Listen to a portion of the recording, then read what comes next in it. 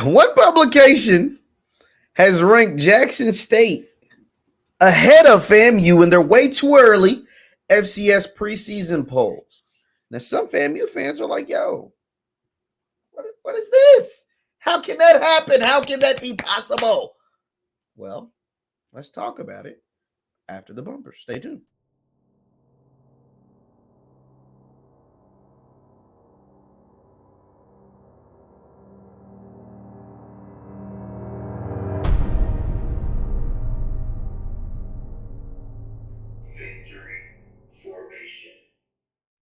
What is going on, everybody? What is going on, everybody? My name is JeffLightsyJr. This is the Victor Formation Sports Show right here on JeffLightsYJr, YouTube, Facebook, and wherever you get your content. Do me a favor, hit that thumbs up button, like, share, and subscribe, and hit the notification bell because we upload all the time. Now, let me just take it over to Hero Sports, and Sam Herder. Sam Herder is a college football reporter who covers the FCS, and he works for Hero Sports, and Hero Sports put out their way too early look at the top 25 teams in the FCS. Let's go ahead and take it over to Hero Sports' Herder.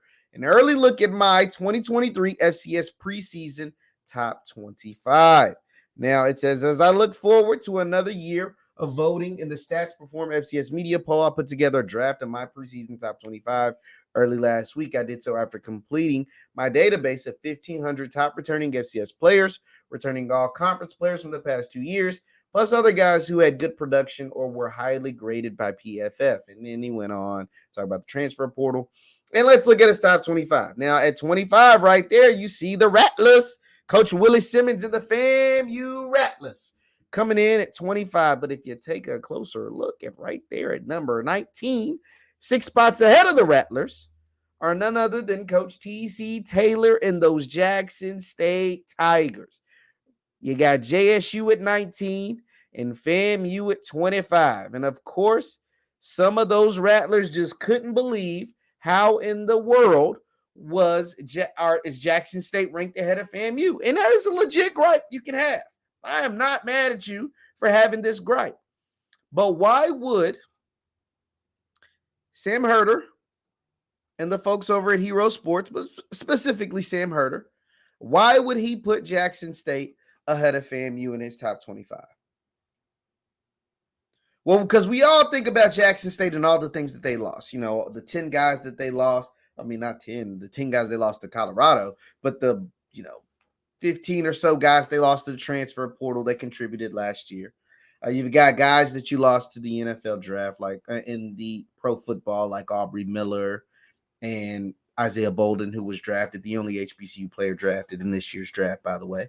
And you look at that and you're like, dang, like, yo, you lost a whole lot in production. I mean, Aubrey Miller was SWAC Defensive Player of the Year. Isaiah Bolden, as we mentioned, drafted. Shedeur Sanders, SWAC Offensive Player of the Year. Travis Hunter made plays in the 6 games that he played. Kevin Coleman, SWAC Freshman of the Year. Like, it lost a lot. It just is what it is. Then you got guys like Niles Gaddy, who recently hit the portal, who was second on the team in sacks. You lost Debo Hayes, who's a starting offensive lineman. And so you lost a lot. And so FAMU has every right to question why the hell is Jackson State ranked ahead of them. Now, what I think why Sam and the good folks over at Hero Sports put JSU slightly ahead of FAM was because of what JSU brought in. I think they're really, really putting a lot of stock in the guys that Jackson State brought in, meaning guys like Isaias Guthrie, who was, a highly touted player out of the transfer portal, all MEAC player. Guys like Jason Brown, who have Power 5 experience, played games at both the SEC and in the ACC. Whether you think how good he is or not, I think they're putting a lot of stock in that. I think you're putting a lot of stock in guys like Irv Mulligan. And then you understand that guys like J.D. Martin have played and have made some noise and been successful during his time at JSU. And so I think they're putting a lot of stock in players like that. Whether they're putting too much stock in those guys, I don't know. I don't know, because even during the Coach Prime era, Jackson State wasn't always ranked, like especially not preseason. Like before that first year, they weren't preseason ranked, right? There was high expectations, of course, but they weren't ranked. They didn't finally crack the top 25 until they started the season undefeated. And so I was kind of surprised by this, especially since Jeremy Moose is back. But then I had to think about it. FAMU lost a lot too. Like FAMU, they bring back, the quarterback in Jeremy Moose, who I think is going to have a fabulous year. But losing Isaiah Land, who was the 2021 Buck Buchanan Award winner, is big.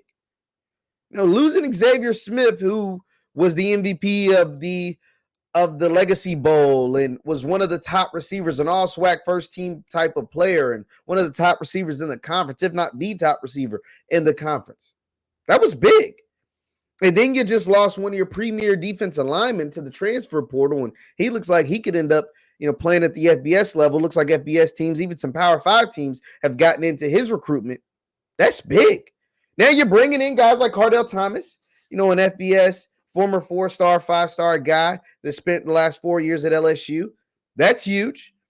But you have a lot of question marks as well. A lot of guys, and you brought in a ton of FBS transfers as well, but those guys are unproven just like the Jackson State guys, and it seems as if Herder believes just on paper. Now, he doesn't know until they actually get on the field and they're able to perform and they play each other bright and early at the Orange Blossom Classic.